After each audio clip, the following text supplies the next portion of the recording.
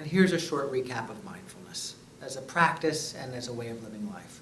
Although we practice primarily so that we're able to more naturally and spontaneously experience life in a more mindfully alert and attentive and engaged way. We place our attention on an object. That object oftentimes will be the body or the breath. It's very portable. Wherever we go, there it is, here we are. And so it lends itself nicely to a practice that costs nothing, where you don't have to go anywhere in particular, although it can be helpful to find an environment that's a little quieter for practicing so that we're a little bit more adept at bringing it into the moments of our life that aren't necessarily so quiet, that might be a little bit more chaotic. And so we place our attention on an object like the breath or the body. And what that means is it means that we come to more directly know and experience the breath moving through the body, the belly expanding and softening with the breath, or the air flowing into and out of our nose or mouth. It's an awareness that we're bringing to something that's happening, that we have a direct connection to, when, as you know, we spend most of our day not aware of that. We could spend most of our life not aware of that. And so it's bringing our attention to something that's taking place in the present moment and something that's very much core and integral to who we are. And then because this mind wanders a great deal, and that's really the larger impediment, if you will, or challenge to practicing mindfulness or to being mindful, that this mind darts off.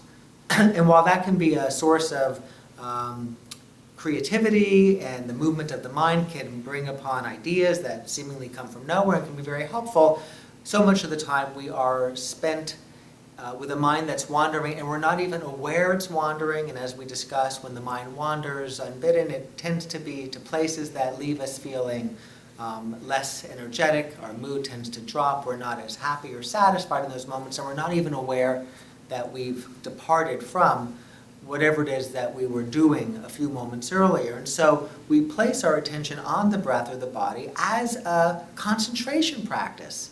Can I keep my attention here?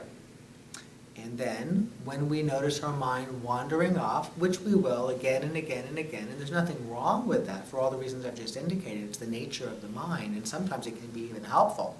But when we're not interested in the mind wandering off, when we're really interested in staying put and focusing on a project or a task or a person or some material that we're reading or reviewing, the mind wandering off gets in the way. But we're really not that familiar with the movement of the mind. We don't really notice when it wanders away. And so we're practicing noticing the mind that wanders, and we're practicing doing something more skillful when it does, which is bringing our attention back. And so very simply, although hard to do, we place our attention on the breath or the sensations of the body. We rest our attention there for however long we choose, and I'm going to suggest to you 5 minutes or 10 minutes as a formal practice each day can be very helpful. And when our mind wanders off, and we realize it, that's mindfulness. We've woken up.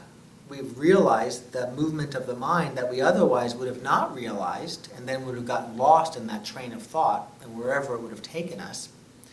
We gently bring our attention back to the object.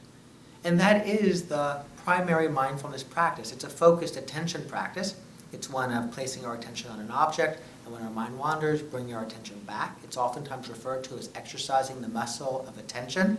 Sometimes it can be very challenging to even realize that our mind has wandered, and even when we do, sometimes it can be challenging to bring our attention back. The more agitating, the more of concern that thought is, the more challenging it will be to bring our attention back, because we'll be so inclined to get lost in and want to stay with that thought or that concern, and or the feeling that that accompanies it. And then in time, what we begin to do is we cultivate the ability to keep our attention more firmly where we placed it, to realize more quickly when it moves off, and to more readily bring our attention back. And as you might imagine, this can be very helpful to paying attention to people at home, at work, to placing your attention on projects and tasks that you're working on, even if they're not as interesting and the mind is more inclined to wander. It's now less inclined to wander. And because of the very strong relationship between our attention and our capacity to keep our attention trained on where it is that we choose to place it, and the emotional reactivity that we can experience, the more we're able to strengthen that capacity to pay attention, the more we're able to readily regulate our emotional wherewithal, if you will, moment by moment.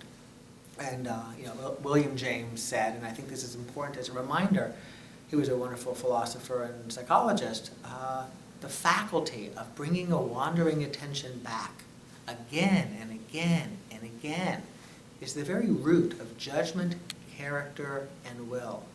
And I think that what I find most telling in his quote is again and again and again. He recognizes the meanderings of the mind and of the promise of learning to, like we train a puppy dog, the promise of learning to train our mind to stay put.